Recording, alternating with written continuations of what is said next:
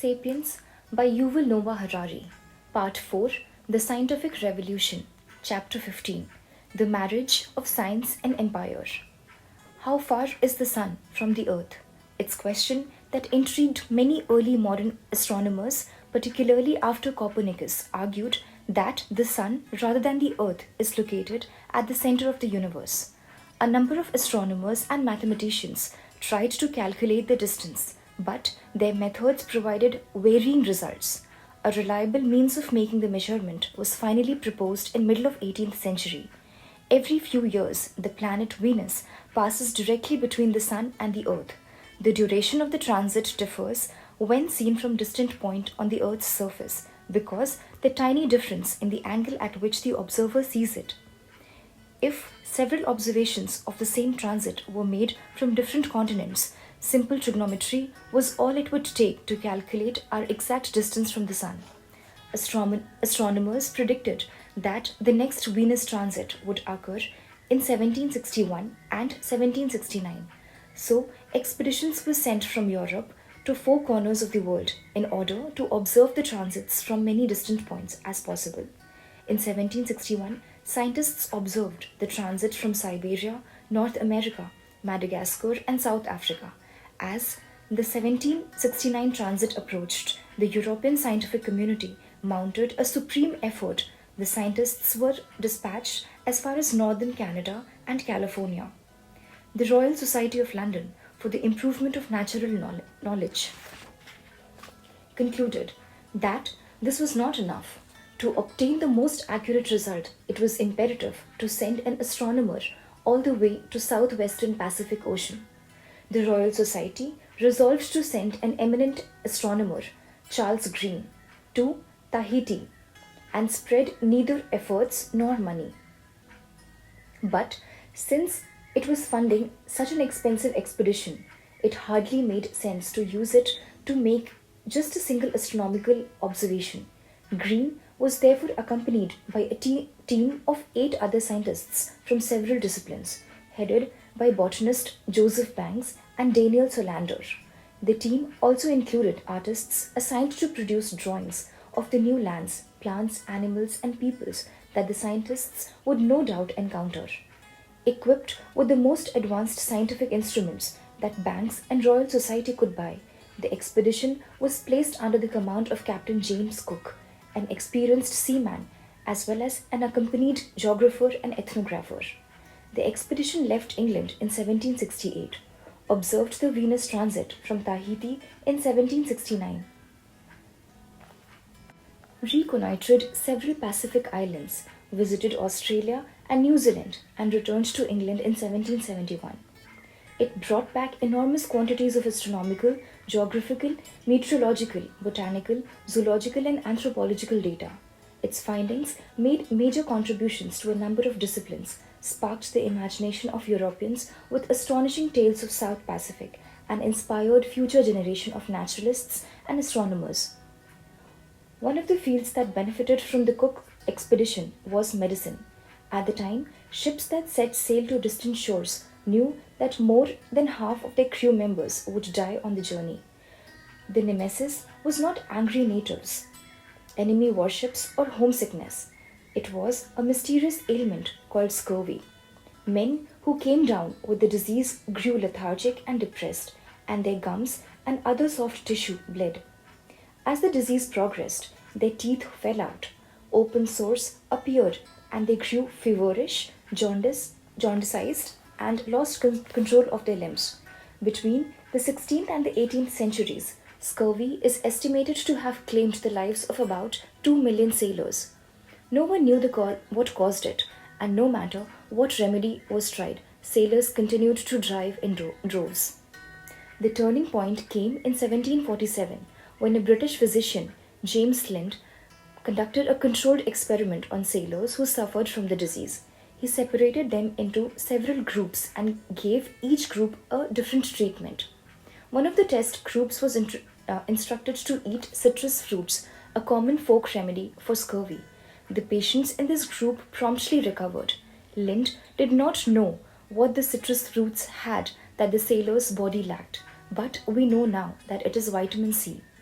The typical shipboard diet at that time was notably lacking in foods that are rich in this essential nutrient. On long range voyages, sailors usually subsisted only on biscuits and beef jerky and ate almost no fruits or vegetables. The Royal Navy was not convinced by Lind's experiment, but James Cook was. He resolved to prove the doctors right. He loaded his boat with a large quantity of sauerkraut and ordered his sailors to eat lots of fresh fruits and vegetables whenever the expedition made landfall. Cook did not lose a single sailor to scurvy. In the following decade, all the world's navies adopted Cook's nautical diet, and the lives of countless sailors and passengers were saved. However, the Cook expedition had another, far less benign result. Cook was not only an experienced seaman and geographer, but also a naval officer. The Royal Society financed a large part of the expedition's expenses, but the ship itself was provided by the Royal Navy. The Navy also seconded 85 well armed sailors and marines and equipped the ship with artillery, muskets, gunpowder, and other weaponry. Much of the information collected by the expedition, particularly the astronomical, geographical, and meteorological and anthropological data, was of obvious political and military value. The discovery of an effective treatment of scurvy greatly contributed to British control of the world's ocean and its ability to send armies to the other side of the world. Cook claimed for Britain many of the islands and the land he discovered, most notably Australia. The Cook expedition laid the foundation for the British occupation of southwestern Pacific Ocean, for the conquest of Australia, Tasmania, and New Zealand, for the settlement of millions of Europeans in the new colonies, and for the extermination of their native cultures and most of their native populations. In the centuries following the Cook expedition, the most fertile lands of Australia and New Zealand were taken from the previous inhabitants by Europe settlers. The native population dropped by up to 90%, and the survivors were subjected to harsh regimes of racial oppression. For the Aboriginals of Australia and Maoris of New Zealand, the Cook expedition was the beginning of a catastrophe from which they have never recovered. An even worse fate befell the natives of Tasmania. Having survived for 10,000 years in splendid isolation, they were completely wiped out, to the last man, woman, and child. Within a century of Cook's arrival, European settlers first drove them off the richest part of the island, and then, coveting even the remaining wilderness, hunted them down and killed them systematically. The few survivors were hounded into an evangelical concentration camps, where well-meaning but not particularly open-minded missionaries tried to indoctrinate them in ways of modern world. The Tasmanian was instructed in reading and writing, Christianity, and various productive skills such as sewing clothes and farming, but they refused to learn. They became even more melancholic, stopped having children, lost interest in life, and finally chose the only escape route from the modern world of science and progress, death. Alas, science and progress pursued them even to the afterlife. The corpses of the last Tasmanians were seized in the name of science by anthropologists and curators. They were dissected, weighed, and measured and analyzed in learned articles. The skulls and skeletons were then put on display in museums and anthropological collections. Only in 1976 did the Tasmanian Museum give up for burial of the skeletons, the last native Tasmanian who had died 100 years earlier. The English Royal College of Surgeons held on the samples of her skin and hair until 2002. Was Cook's ship a scientific expedition protected by the military force, or a military expedition with a few scientists tagging along? That's like asking whether your petrol tank is half empty or half full. It was both. The scientific revolution and modern imperialism was inseparable. People such as Captain James Cook and botanist Joseph Banks could hardly distinguish science from empire, nor could luckless Truganini. Why Europe? The fact that people from a large island in the northern Atlantic conquered a large island south of Australia is one of history's more bizarre occurrences. Not long before Cook's expedition, the British Isles and the Western Europe in general were put distant backwaters of the Mediterranean world. Little of importance even happened there. Even the Roman Empire, the only important pre modern European empire, derived most of its wealth from African, Balkan, and Middle Eastern provinces. Rome's Western European provinces were a poor Wild West which contributed little aside from minerals and slaves. Northern Europe was so desolate and barbarous that it wasn't even worth conquering. Only at the end of 15th century did Europe become hothouse of important military, political, economic and cultural developments. Between 1500 and 1715, Western Europe gained momentum and became master of outer world, meaning the two American continents and the ocean. Yet, even the Europe was no match for the great powers of Asia.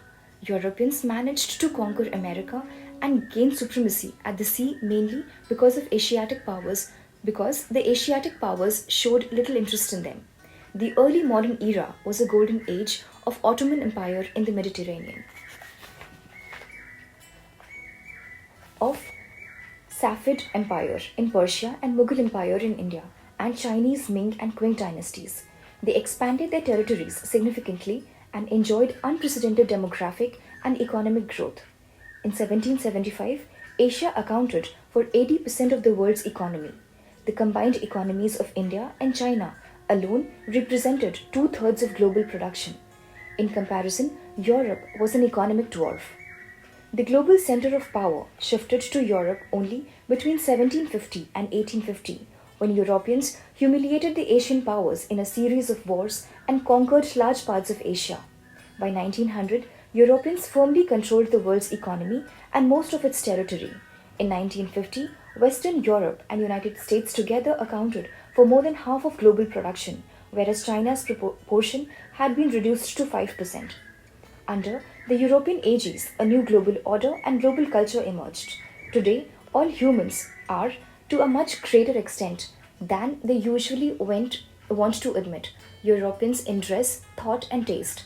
They may be fiercely anti European in their rhetoric, but almost everyone on the planet views politics, medicine, war, economics through European eyes and listens to music written in European modes with words in European language. Even today's burgeoning Chinese economy, which may soon regain its global primacy, is built on European model of production and finance. How did the people of this frigid finger of Eurasia manage to break out their remote corner of the globe and conquer the entire world? Europe's scientists are often given much of the credit. It's unquestionable that from 1850 onwards, European domination rested to a large extent on the military, industrial, scientific complex and technological wizardry.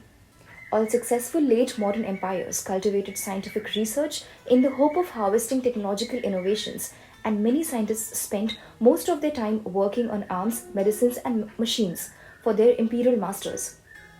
A common saying among European soldiers facing African enemies was, "Come what may, we have machines, guns, and they don't." Civilian technologies were no less important. Canned food fed soldiers, railroads and steamships transported soldiers and their provisions, while a new arsenal of medicines cured soldiers, sailors, and locomotive engineers. These logistical advances played a more significant role in European conquest of Africa than did the machine gun. But that wasn't the case before 1850. The military industrial scientific complex was still in its infancy.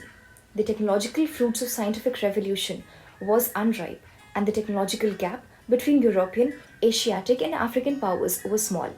In 1770, James Cook certainly had far better technology than Australian Aboriginals.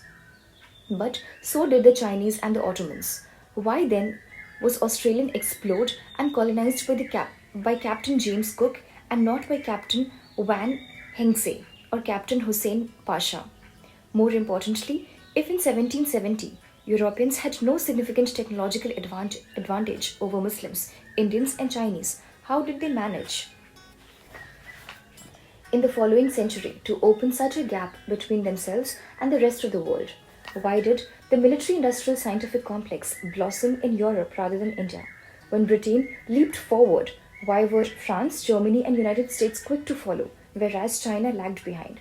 When the gap between industrial and non industrial nations became an obvious economic and political factor, Why did Russia, Italy, Australia succeed in closing it, whereas Persia, Egypt, and Ottoman Empire failed?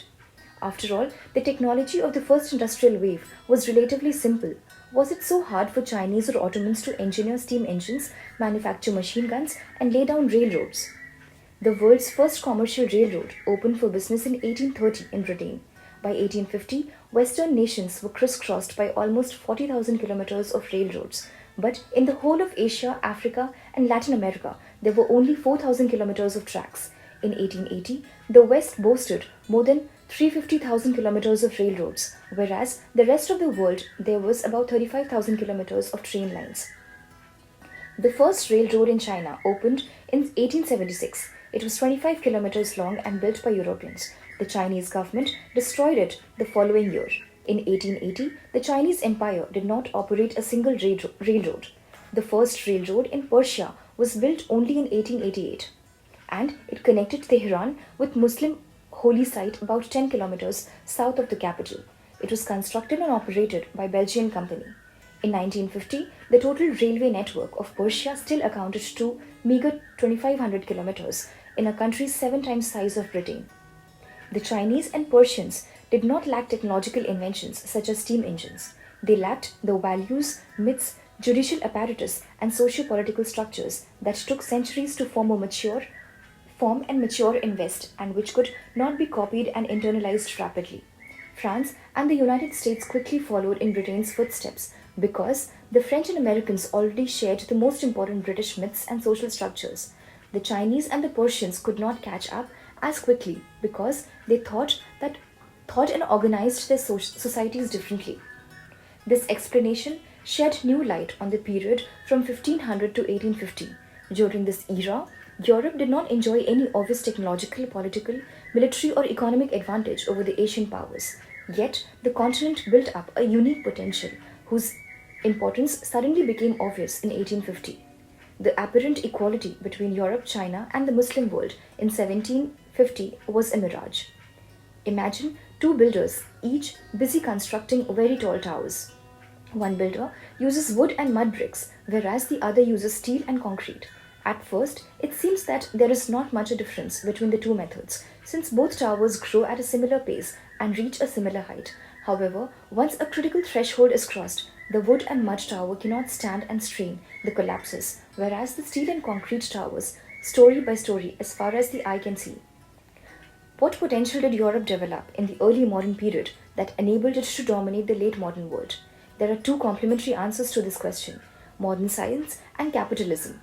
Europeans were used to thinking and behaving in a scientific and capitalistic way, even before they enjoyed any significant technological advances. When the technological bonanza began, Europeans could harness it better than anybody else. So, it is hardly coincidental that science and capitalism form the most important legacy that European imperialism has bequeathed in the post-European world of the 21st century. Europe and Europeans no longer rule the world, but science and capital are growing even stronger. The victories of capitalism are examined in the following chapter. This chapter is dedicated to the love story between European imperialism and modern science. The mentality of conquest. Modern science flourished in and thanks to European empire. The discipline obviously owes a huge debt to ancient scientific traditions, such as those of classical Greece, China, India, and Islam. Yet, its unique character began to take shape only in the early modern period, hands in hands with the imperial expansion of Spain, Portugal, Britain, France, Russia, and Netherlands. During the early modern period, Chinese, Indians, Muslims, Native Americans, and Polynesians continued to make important contributions to the scientific revolution. The insights of Muslim economists were studied by Adam Smith and Karl Marx. Treatments pioneered by Native American doctors found their way into English medical texts, and data extracted from Polynesian informants revolutionized Western anthropology. But until the mid-20th century, the people who collated these myriad scientific discoveries, creating scientific disciplines in the process, were the ruling and intellectual elites of the global European empire. The Far East and the Islamist world produced minds as intelligent and curious as those of Europe. However, between 1500 and 1950, They did not produce anything that comes even close to Newtonian physics or Darwinian biology. This does not mean that Europeans have a unique gene for science or that they will forever dominate the study of physics and biology.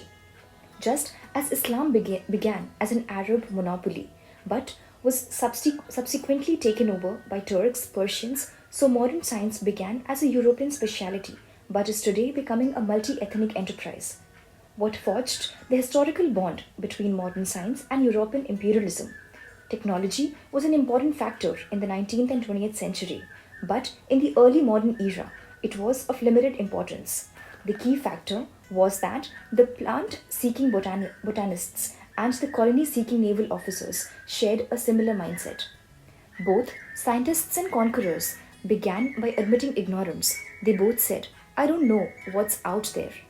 They both felt compelled to go out and make new discoveries, and they both hoped the new knowledge thus acquired would make them masters of the world.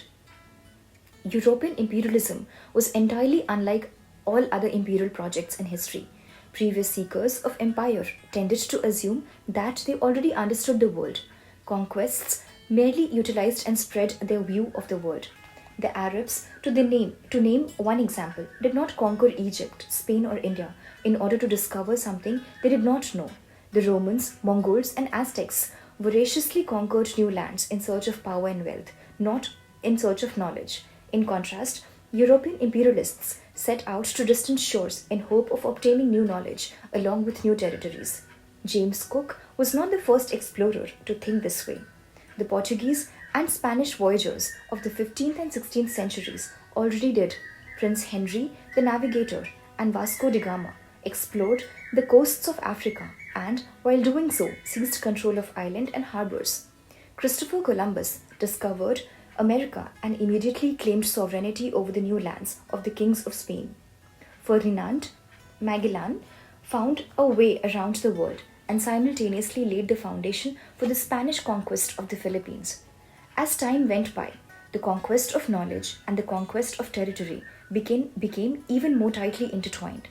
In the 18th and 19th century, almost every important military expedition that left Europe for distant lands had on board scientists who set out not to fight but to make scientific discoveries.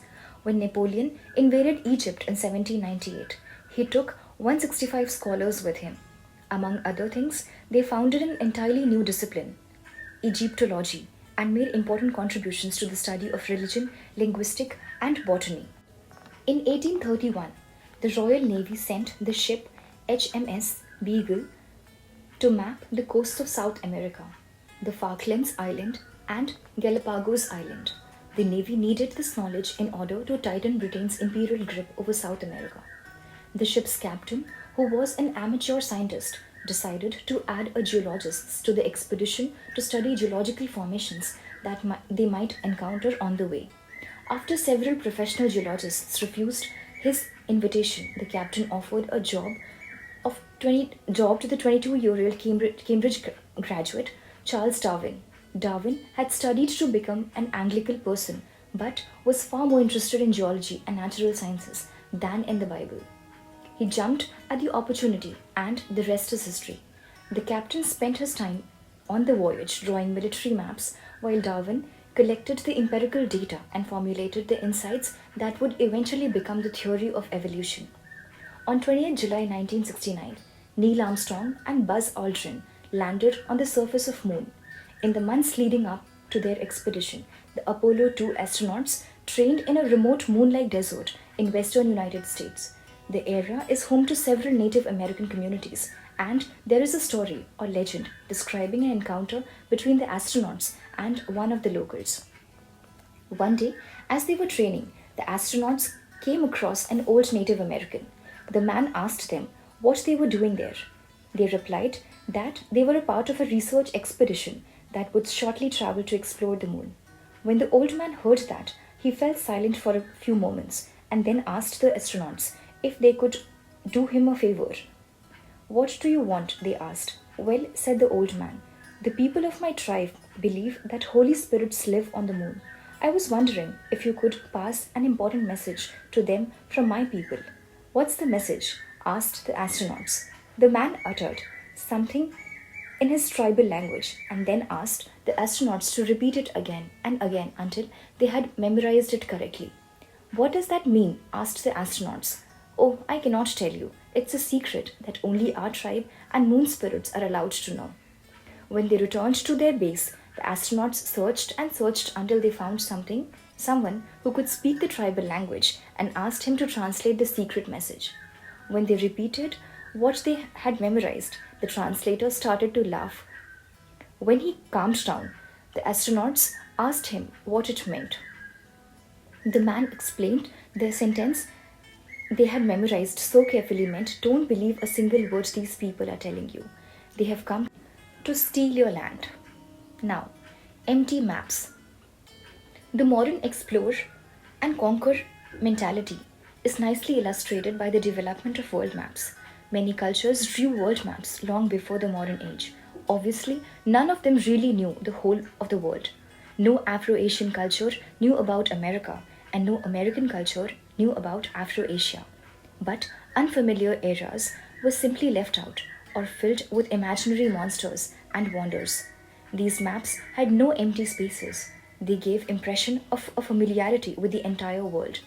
During the 15th and 16th centuries, Europeans began to draw world maps with lots of empty spaces, one indication of the development of the scientific mindset as well as the European imperial drive.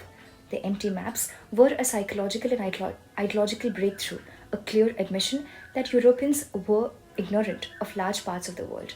The crucial turning point came in 1492, when Christopher Columbus sailed westward from Spain, seeking a new route to East Asia. Columbus still believed in the old complete world maps. Using them, Columbus calculated that Japan should have been located around 7,000 kilometers west of Spain. In fact, more than 20,000 kilometers, and the entire unknown continent separate East Asia from Spain. On 12th of October 1492, at about 2 a.m., Columbus's expedition collided with the unknown continent. Juan Bermejo, watching from the mast of the ship Pinta, spotted an island in what we now call the Bahamas and shouted, "Land, land." Columbus believed he had reached a small island of the East Asian coast. He called the people he found there Indians because he thought he had landed in Indies, what we now call the East Indies or the Indonesian archipelago. Columbus stuck to this error for the rest of his life. The idea that he has discovered a completely unknown continent was inconceivable for him and for many of his generations. For thousands of years, not only the greatest thinkers and scholars, but also infallible scriptures had known only Europe, Africa, and Asia. Could they have all been wrong? Could the Bible have missed half of the world? It would be as if in 1969, on its way to the moon, Apollo 2 had crashed into a hitherto unknown moon circling the Earth, which all previous observation had somehow failed to spot. In his refusal to admit ignorance, Columbus was still a medieval man. He was convinced he knew the whole world. And even his momentous discovery failed to convince him otherwise. The first modern man was Amerigo, an Italian sailor who took part in several expeditions to America in the years 1499 to 1504. Between 1502 and 1505, the two texts describing these expeditions were published in Europe. They were attributed to Amerigo. These texts argued that the new lands discovered by Columbus were not islands off the East Asian coast, but rather an entire continent unknown to the scriptures, classical geographers, and contemporary Europeans. In 1507, convinced by these arguments, a respected map maker named Martin Muller published an updated world map, the first to show the place where Europe's westward sailing fleets had landed at the separate continent. Having drawn it, Muller had to give it a name, erroneously believing that Amerigo had been the person who discovered it. Muller named the continent in his honor, America. The Muller map became very popular and was copied by many other cartographers, spreading the name he had given the new land. There is poetic justice in the fact that a quarter of the world and 2 of its 7 continents are named after little-known Italian whose sole claim to fame in that and had the courage to say it. We don't know. The discovery of America was the foundational event of scientific revolution. It not only taught Europeans to favor present observations over past traditions, but the desire to conquer America also obliged Europeans to search for new knowledge at the breakneck speed. If they really wanted to control the vast new territories, they had to gather enormous amount of new data about the geography, climate, flora, fauna, language, culture and history of the new continent. Christian scriptures, old geography books and ancient oral traditions were of little help. Henceforth, not only European geographers but European scholars in almost all other fields of knowledge began to draw maps with spaces left to fill in. They began to admit that their theories were not perfect and there were very important things that they did not know. The Europeans were drawn to the blank spots of the map and they were magnets and promptly started filling them in. During the 15th and 16th century, European expeditions circumnavigated Africa, explored America, crossed the Pacific and Indian Oceans, and created a network of bases and colonies all over the world.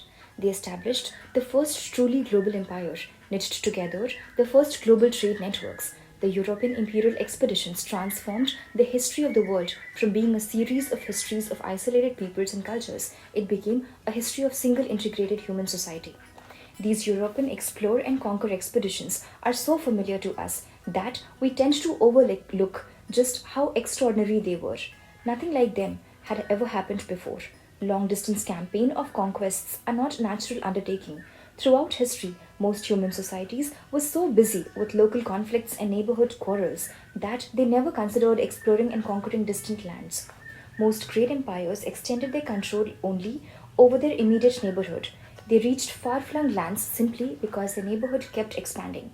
Thus, the Roman conquered Truria in order to defend Rome. They then conquered Po Valley in order to defend Truria. They subsequently conquered Provence to defend Po Valley, Gaul to defend Provence, and Britain in order to defend Gaul. It took 400 years to get from Rome to London. In 350 BC, no Roman would be conceived of sailing directly to Britain and conquering it. Occasionally, an ambitious ruler or adventurer would embark on long-range campaigns of conquest, but such campaigns usually followed a well-beaten imperial or commercial paths. The campaigns of Alexander the Great, for example, did not result in the establishment of new empire, but rather in the usurpation of the existing empire, that is, of the Persians. The closest precedent to the modern European empire were the ancient naval empires of Athens and Carthage and the medieval naval empire of Majapahit, which held sway over the Indonesia in the 14th century. Yet, even these empires rarely ventured into unknown seas. Their naval exploits were local undertakings when compared to global ventures of the modern Europeans. Many scholars argue that the voyages of Admiral Zhe of Chinese Ming dynasty heralded and eclipsed the European voyages of discovery. Between 1405 and 1433, Zheng led 7 huge armadas from China to the far reaches of Indian Ocean. The largest of these conspired almost 300 ships and carried close 30,000 people. They visited Indonesia, Sri Lanka, India, the Persian Gulf, the Red Sea, and the East Africa. Chinese ships anchored in Jeddah, the main harbor of Hejaz, and the Malindi on Kenyan coast. Columbus' fleet of 1492, which consisted of 3 small ships manned by 120 sailors, was like a trio of mosquitoes compared to Zheng He's drove of dragons. Yet, there was a crucial difference. Zheng He explored the oceans and assisted pro-Chinese rulers, but he did not try to conquer or colonize the countries he visited. Moreover, the expeditions of Zheng He were not deeply rooted in Chinese politics and culture. When the ruling faction in Beijing changed during the 1430s, the new overlords abruptly terminated the operations. The Great Fleet was dismantled, crucial technical and geographical knowledge was lost, and no explorer of such stature and means ever set out again from the Chinese port. Chinese rulers in the coming centuries, like most Chinese rulers in previous centuries, restricted their interests and ambitions to the Middle Kingdom's immediate environs. The Zheng He expeditions prove that Europe did not enjoy an outstanding technological edge. What made Europeans exceptional was their unparalleled and insatiable ambition to explore and conquer. Although they might have the ability, the Romans never attempted to conquer India or Scandinavia. The Persians never attempted to conquer Madagascar or Spain, and the Chinese never attempted to conquer Indonesia or Africa. Most Chinese rulers left even the nearby Japan to its own devices. There was nothing peculiar about that. The oddity is that every modern European caught in a fervor that drove them to sail to distant and completely unknown lands full of alien cultures take one step on their beaches and immediately declare, I claim all these territories for my king. Invasion from outer space. Around 1517, Spanish colonists in the Caribbean islands began to hear vague rumors about a powerful empire somewhere in the center of Mexican mainland. A mere 4 years later, the Aztec capital was smoldering ruin. The Aztec Empire was a thing of the past, and the Hernan courts lorded over a vast new Spanish empire in Mexico. The Spaniards did not stop to congratulate themselves or even to catch their breath. They immediately commenced explore and conquer operations in all directions. The previous rulers of Central America, the Aztecs and Toltecs, the Maya, barely knew South America existed and never made any attempt to subjugate it. Over the course of 2000 years, yet within little more than 10 years of Spanish conquest of Mexico, Francisco Pizarro had discovered Inca Empire in South America, vanquishing in its 1532. Had the Aztecs and Incas shown a bit more interest in the world surrounding them, and they known that the Spaniards had done to what the Spaniards had done to their neighbors, they might have resisted the Spanish conquest more keenly and successfully. In the years separating Columbus's first journey to America from the landing of coats in Mexico, and Spaniards conquered most of the Caribbean islands, setting up a chain of new colonies. For the subjugated natives, these colonies were hell on earth. They were ruled with an iron fist by greedy and unscrupulous colonists who enslaved them and set them to work in mines and plantations, killing anyone who suffered the slightest resistance. Most of the native population soon died, either because of harsh working conditions or virulence of the diseases that hitchhiked to America on the conquerors' sailing ships. Within 20 years, almost the entire native Caribbean population was wiped out. The Spanish colonists began importing African slaves to fill the vacuum. This genocide took place on the very doorstep of Aztec Empire. Yet, when Cortes landed on the empire's eastern coast, the Aztecs knew nothing about it. The coming of the Spaniards was the equivalent of the alien invasion from the outer space. The Aztecs were convinced that they knew the entire world and they ruled most of it. To them, it was unimaginable that outside their domain could exist anything like these Spaniards. When Cortes and his men landed to the sunny beaches of today's Veracruz, it was the first time the Aztecs encountered a completely unknown people. The Aztecs did not know how to react. They had trouble deciding what these strangers were. Unlike all known humans, the aliens had white skins. They also had lots of facial hair. Some had hair and color of the sun. They stank horribly. When the Spaniards first arrived in Mexico, natives bearing incense burners were assigned to accompany them whenever they went. The Spaniards thought it was a mark of divine honor. We know from native sources that they found the newcomers' smell unbearable. The aliens' material culture was even more bewildering. They came in giant ships and the like of which Aztecs had never imagined. They rode on the back of huge and terrifying animals, swift as wild. They could produce lightning and thunder out of shiny metal sticks. They had flashing long swords and impenetrable armors, against which the native wooden swords and flint spears were useless. Some Aztecs thought these must be gods. Others argued they were demons, or the ghosts of the dead, or powerful sorcerers. Instead of concentrating all available forces and wiping out the Spaniards, the Aztecs deliberated, dwindled, and negotiated. They saw no reason to rush. After all, Cortes had no more than 550 Spaniards with him. What would 550 men do to an entire empire of millions?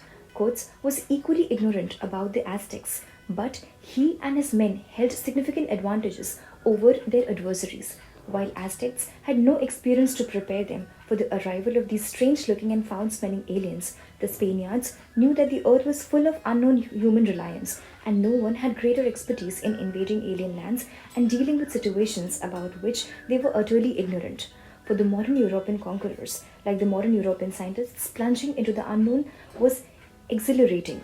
So, when Coates anchored off the sunny beach in July 1519, he did not hesitate to act. Like the science fiction alien emerging from a spaceship, he declared to the awestruck locals, "We come in peace. Take us your leader." Coates explained that he was a peaceful emissary from the great king of Spain and asked for the diplomatic interview with the Aztec rulers. Montezuma, too. Coates was given guides, food, and some military assistance by local enemies of the Aztecs. He then marched towards the Aztec capital, the great metropolis of Tenochtitlan. The Aztec allowed the aliens to march all the way to the capital, then respectfully led the alien leaders to meet Emperor Montezuma. In the middle of the interview, Coates gave a signal that steel-armored Spaniards butchered Montezuma's bodyguards. The honored guests took his host prisoner. Coates was now in a very delicate situation. He had captured the emperor, but was surrounded by tens of thousands of furious enemy warriors, millions of hostile civilians, and the entire continent about which he knew practically nothing.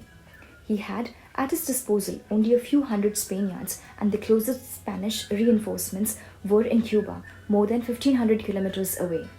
Coates kept Montezuma captive in Paris, making it look like if the king remained free and in charge, as if the Spanish ambassador were no more than a guest. The Aztec Empire was an extremely centralized polity, and this unprecedented situation paralyzed it. Montezuma continued to behave as if he ruled the empire, and the Aztec elite continued to obey him, which meant they obeyed Coates. The situation lasted for several months, during which time Coates interrogated Montezuma and his attendants, trained translators, and the variety of local language, and sent small Spanish expeditions in all directions to become familiar with the Aztec Empire and various tribes, peoples, and cities that it ruled. The Aztec elite eventually revolted against Coates, and Montezuma elected a new emperor and drove the Spaniards from Tenochtitlan. However, by now numerous cracks has appeared in the imperial edifice. Coates used the knowledge he had gained to prise the cracks open wider and split the empire from within. He convinced many of the empire's subject peoples to join him against the ruling Aztec elite. The subject people miscalculated badly. They hated the Aztecs but knew nothing of Spain or the Caribbean genocide. They assumed that with Spanish help they could shake off the Aztec yoke. The idea that the Spanish would take over never occurred to them. They were sure that if Coates and his few hundred henchmen caused any trouble, they could easily be overwhelmed.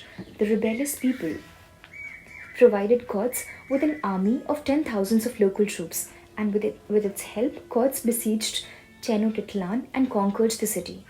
At this stage, more and more Spanish soldiers and settlers began arriving in Mexico, some from Cuba, others from Spain.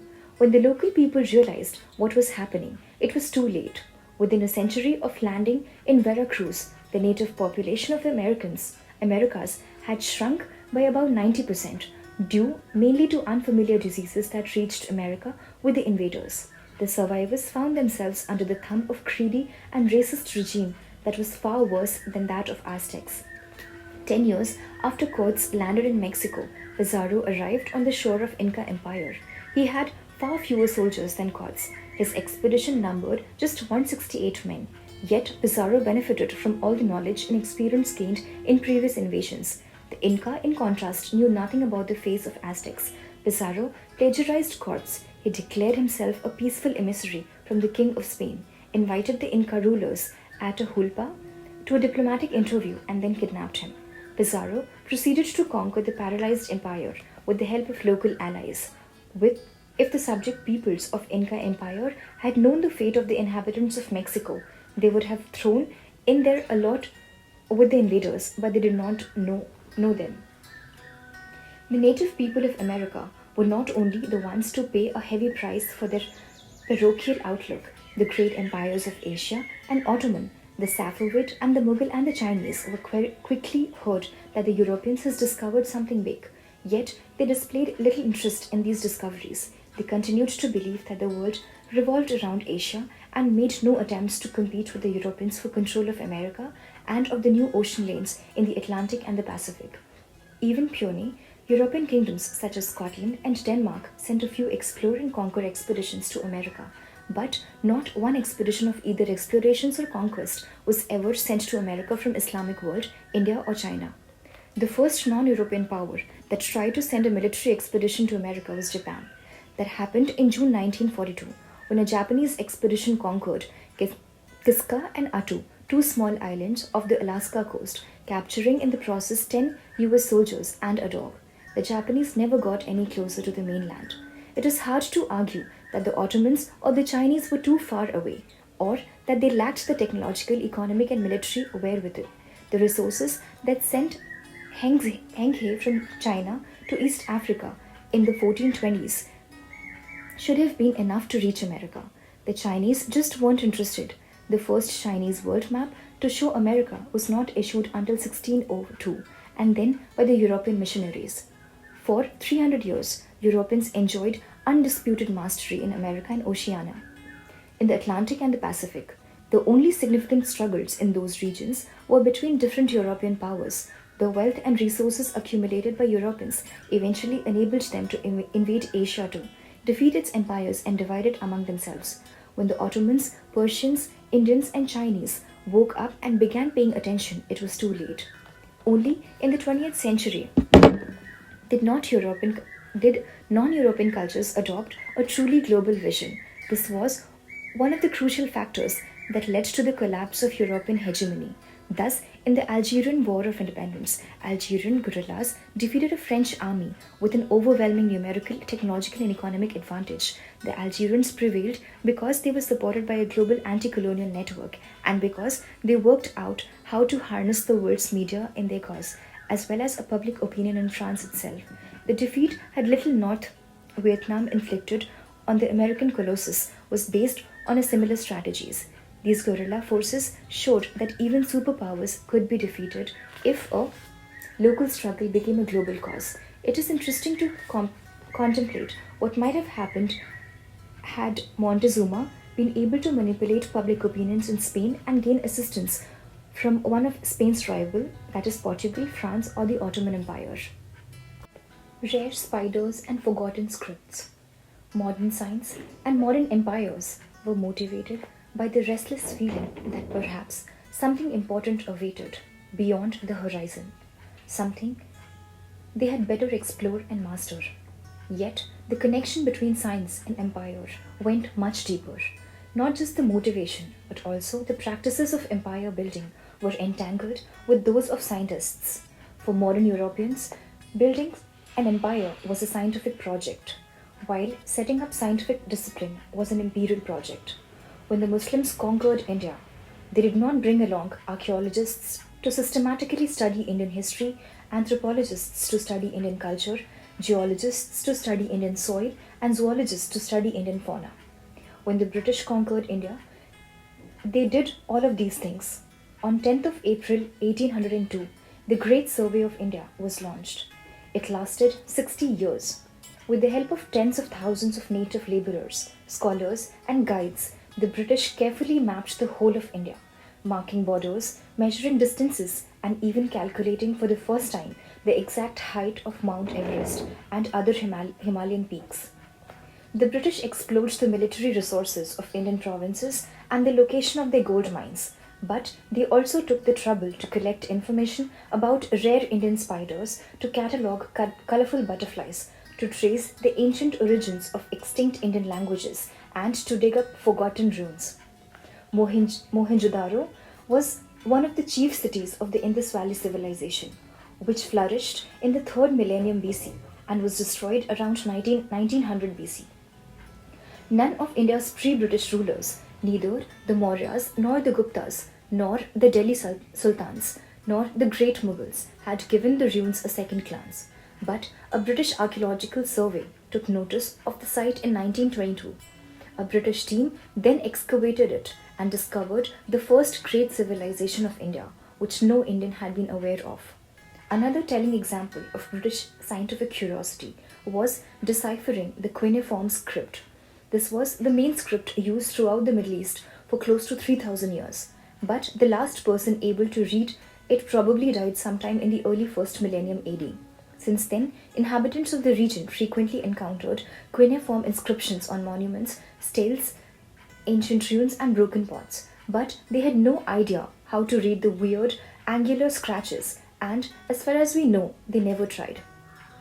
Cuneiform came from attention to Europeans in 1618 when the Spanish ambassador in Persia went sightseeing in the ruins of ancient Persepolis, where he saw inscriptions that nobody could explain to him. News of the unknown script spread among European savants and piqued their curiosity. In 1657, European scholars published the first transcription of the cuneiform text in Persepolis. More and more transcriptions followed, and for close to 2 centuries, scholars in the West tried to decipher them. None succeeded. In 1830s, the British officer named Henry Rawlinson was sent to Persia and helped the Shah train his army in European style. In his spare time, Rawlinson traveled around Persia, and one day he was led by local guides to a cliff in the Zagros mountains and shown a huge Behistun inscription, about 15 meters high and 25 meters wide. It has been etched high up on the cliff face on the command of King Darius. Sometimes around 500 BC, it was written in cuneiform script in 3 languages: Old Persian, Elamite, and Babylonian. The inscription was well known to local population, but nobody could read it. Rawlinson became convinced that if he could decipher the writing, it would enable him and other scholars to read the numerous inscriptions and texts that were at the time being discovered in all of the Middle East, opening door into ancient and forgotten world. The first step in deciphering the lettering was to produce an accurate transcription that could be sent to Europe. Rawlinson defied death to do so. Scaling the steep cliff to copy the strange letters, he hired several locals to help him, most notably Kurdish boy who climbed the most inaccessible parts of the cliff in order to copy the upper portions of the inscription. In 1847, the project was completed and a full and accurate copy was sent to Europe. Rawlinson did not rest on his laurels. As an army officer, he had military and political missions to carry out. But whenever he had spare moments, he puzzled over the secret script. He tried one method after the other and finally managed to decipher the Old Persian part of the inscription. This was easiest since Old Persian was not that different from modern Persian, which Rawlinson knew well. An understanding of the Old Persian section gave him the key he needed to unlock the secrets of Elamite and Babylonian sections. The great door swung open, and out came a rush of ancient but lively voices. The bustle of Sumerian bazaars and the proclamations of Assyrian kings, the arguments of Babylonian bureaucrats, without the efforts of modern European imperialists such as Rawlinson, we would have never known about the fate of the ancient Middle Eastern empires. Another notable imperialist scholar, William Jones. Jones arrived in India in September 1783 to serve as a judge in the Supreme Court of Bengal. He was so captivated by the wonders of India that within less than 6 months of his arrival, he had founded the Asiatic Society. This academic organization was devoted to studying the cultures, histories, and societies of Asia, and in particular, those of India. Within 2 years, Jones published his observations on the Sanskrit language, which pioneered the science of comparative linguistics. In his publication, Jones pointed out surprising similarities between Sanskrit and ancient Indian language that became the sacred tongue of Hindu ritual, and the Greek and Latin languages, as well as similarities in all these languages and Gothic, Celtic, Old Persian, German, French, and English. Thus, in Sanskrit, Mother is Mater, in Latin, Mater, and in Old Celtic, it is Mater. Jones surmised that all these languages must share a common origin, developing from a now forgotten ancient ancestor. He was thus the first to identify that later came to be called the Indo-European family of languages. Jones' study was an important milestone, not merely due to his bold hypothesis, but also because of the orderly methodology that he developed to compare languages. It was adopted by other scholars, enabling them systematically to study the development of all the world's languages. Linguistics received enthusiastic imperial support. The European empires believed that in order to govern effectively, they must know the languages and cultures of their subjects. British officers arriving in India were supposed to spend up 3 years in Calcutta College, where they studied Hindu and Muslim along with English law, Sanskrit, Urdu, and Persian alongside, Greek and Latin, and Tamil, Bengali, and Hindustani culture alongside, mathematics, economics, and geography. The study of linguistics provided invaluable help in understanding the structures and grammar of local languages.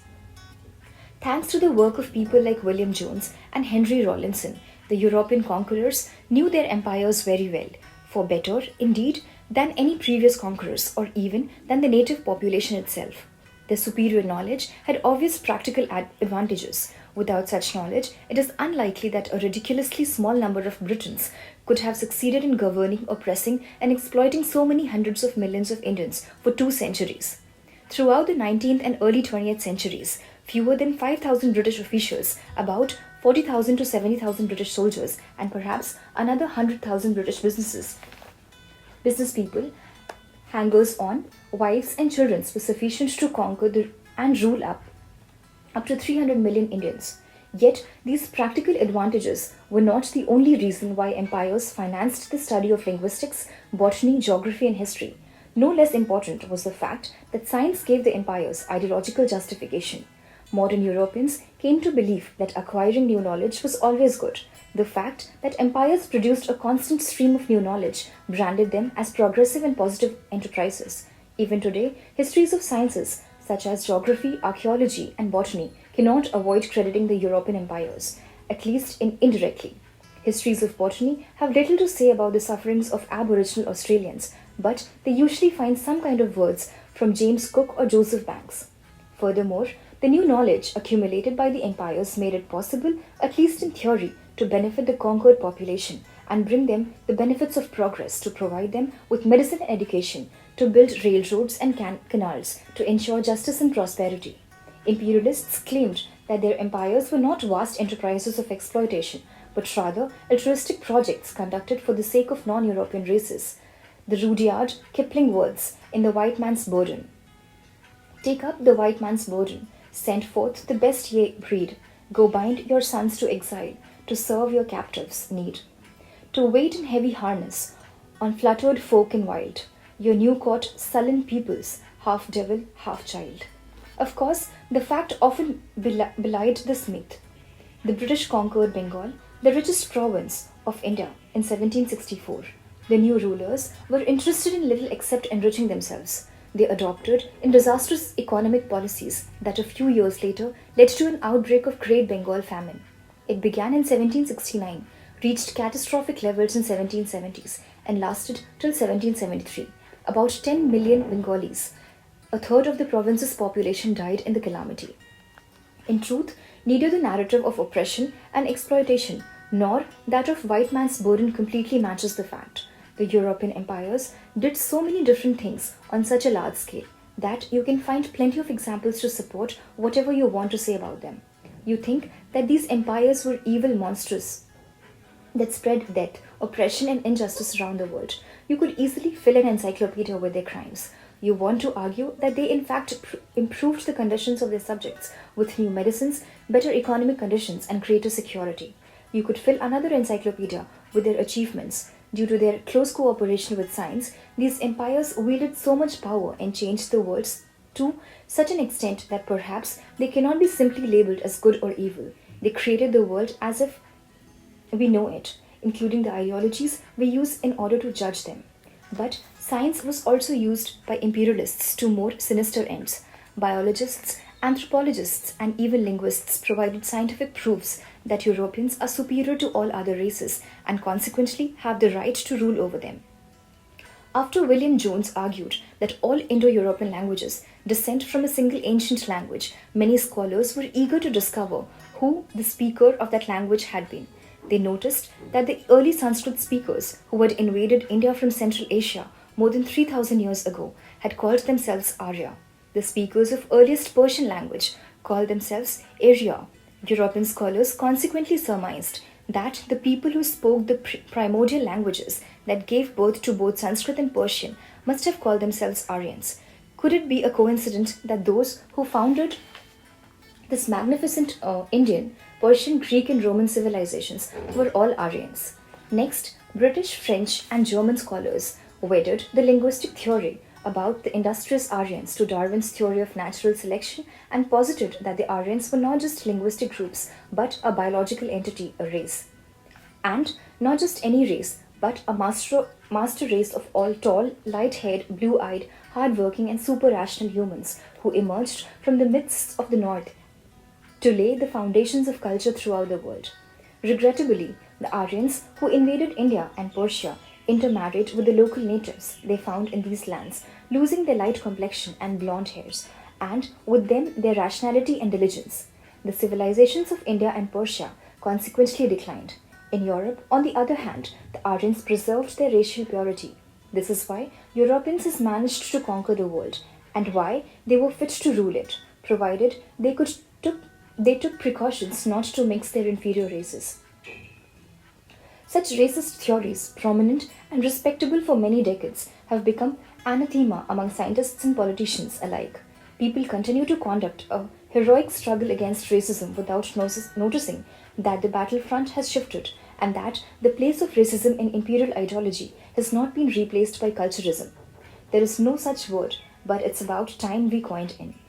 Among today's elites, assertions about the contrasting merits of diverse human groups are almost always couched in terms of historical differences between cultures rather than biological differences between races.